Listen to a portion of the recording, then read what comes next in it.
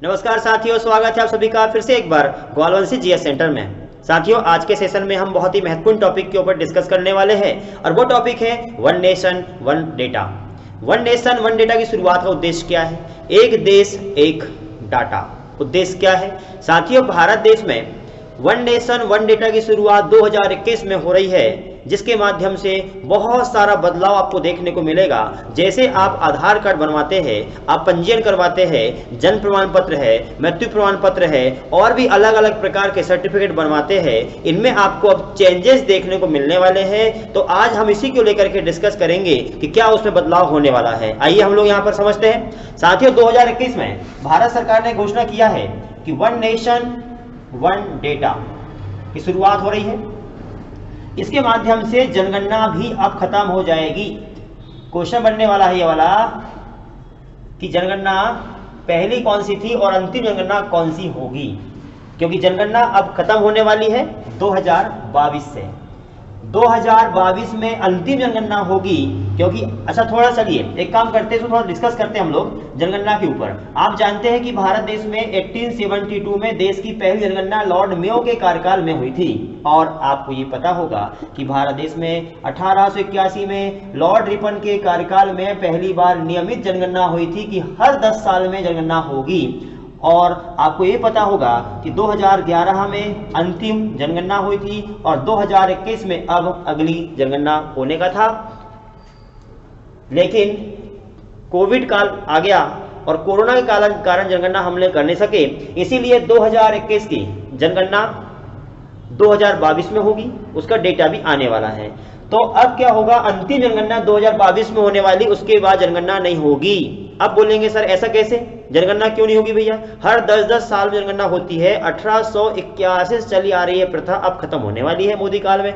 ऐसा क्यों? देखो क्या होता है, वन नेशन वन डेटा की शुरुआत इसलिए की जा रही है कि भारत देश में 28 राज्य 8 यूटीज है।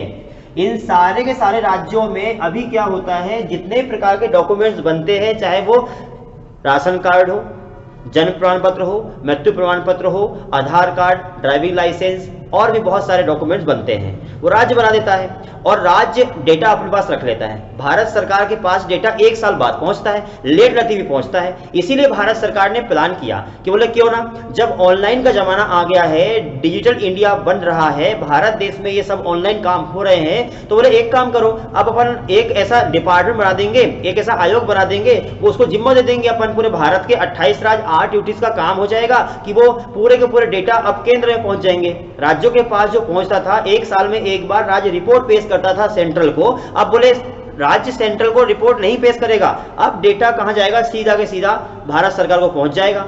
और यही कारण तो है कि जो जनगणना है, जनगणना भी खत्म होने वाली है, क्योंकि डेटा भारत देश के राज्यों में जनगणना होती है।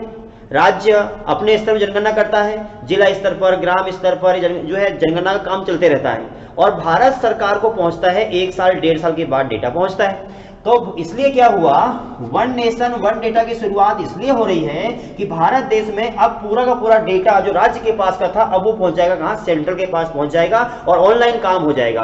पारदर्शिता इसमें देखने को मिलेगी। उन्होंने स्पष्ट किया हुआ है कि भारत देश में कोई भी सर्टिफिकेट अब 7 दिन से ज्यादा का समय में नहीं बनेगा, 7 दिन के अंदर सर्टिफिकेट बन जाएगा। इसमें करप्शन भी आपको खत्म होने को दिखेगा। चलिए अब देखिए कौन कौन से बदलाव होंगे। अभी समस्या ये थी कि बच्चे का जन्म हुआ, मैं आपको एक एक सिस्टमैटिक समझा देता हूं। बच्चे का जन्म हुआ तो आपने इसका जन्म सर्टिफिकेट बनवा लिया, लेकिन जब मृत्यु हुई है तो कई बार व्यक्ति, गांव में क्या होता है, जब व्यक्ति की मृत्यु हुई है तो डेथ सर्टिफिकेट की जरूरत ही नहीं पड़ती उसको, वो नहीं बनाता। तो भारत देश में जनसंख्या दिख तो रही है कि जनसंख्या बढ़ रही है, लेकिन वहां पर जो गांव का व्यक्ति मरा है उसका रिकॉर्ड नहीं है। आधार कार्ड बनवा लिया, आधार कार्ड बनवा लिया, व्यक्ति जीवित था उस समय, उसकी मृत्यु हो गई, अब डेटा खत्म होना चाहिए उसका वाला, लेकिन नहीं हो रहा है। तो अब क्या हो रहा है, आप समझ गए होंगे, जितने प्रकार के जन्म मृत्यु संबंधित डेटा है, आधार कार्ड है, जितने प्रकार के जो डेटा है, वो सारे के सारे डेटा का तुरंत भारत सरकार के पास जानकारी पहुंच जाएगी। हर महीने भारत सरकार एक डेटा पेश करेगा कि कितने कितने व्यक्ति का जन्म हुआ है, कितने मरे हुए हैं, क्या बदलाव हुआ है डेटा में।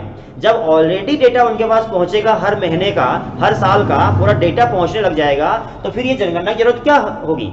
जनगणना हमको जरूरत ही नहीं है। तो अब क्या होने वाला है, भारत देश की सरकार में जो नया रूल्स आने वाला है, ये जन्म प्रमाण पत्र, मृत्यु प्रमाण पत्र, Aadhaar card, driving licence, passport, NPR, एक नाम आता है एनपीआर का, एनपीआर पता होगा आपको, नेशनल पॉपुलेशन रजिस्टर, तो ये भी एक नाम सामने आता है, नेशनल पॉपुलेशन रजिस्टर। ये क्या है आपको पता होगा इसके बारे में?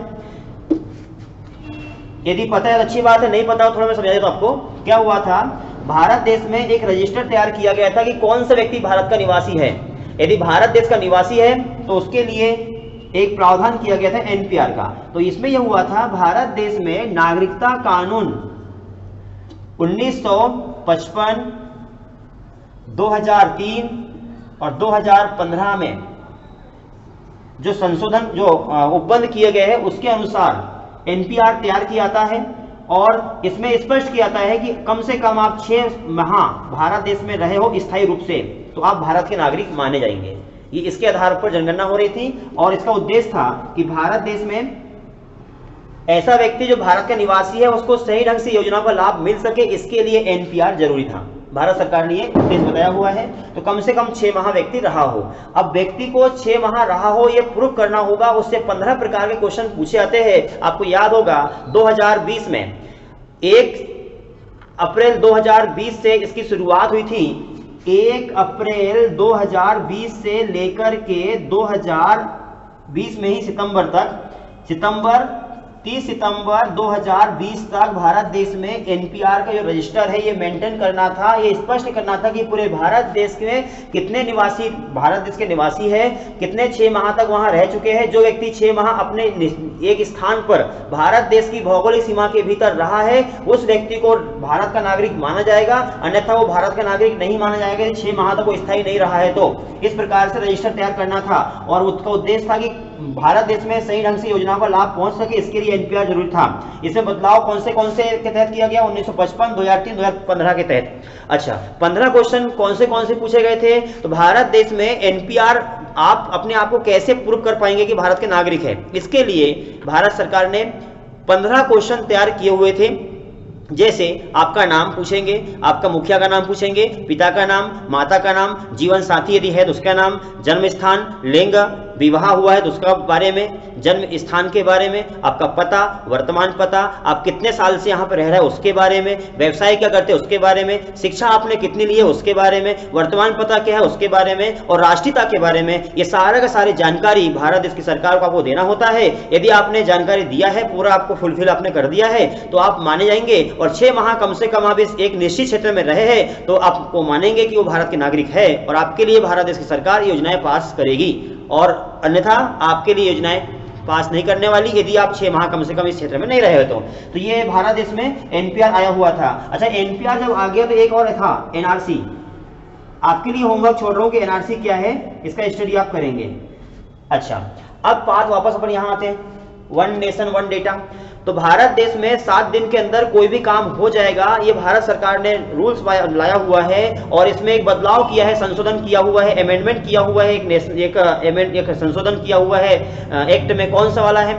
जन्म मृत्यु रजिस्ट्रेशन एक्ट 1969 में बदलाव किया गया है और इसमें लिखा हुआ था कि अभी भारत देश में राज्यों के पास पावर है, इसके राज्य खुद अपना अनुसार वो खुद जो प्रमाण पत्र बना के देगा, लेकिन इसमें बदलाव करते हुए जो राज्य वाला नियम था वो सेंटर के पास चला गया है और 2021 में यह अपडेट हो गया है। क्वेश्चन यहां से बनने वाला है कि भारत देश में जन्म मृत्यु रजिस्ट्रेशन एक्ट कब पारित हुआ था? 1969 में पारित हुआ था और 2021 में इसको अपडेट कर दिया गया है। उम्मीद करूंगा यहां तक का आपको सब कुछ समझ में आ चुका होगा।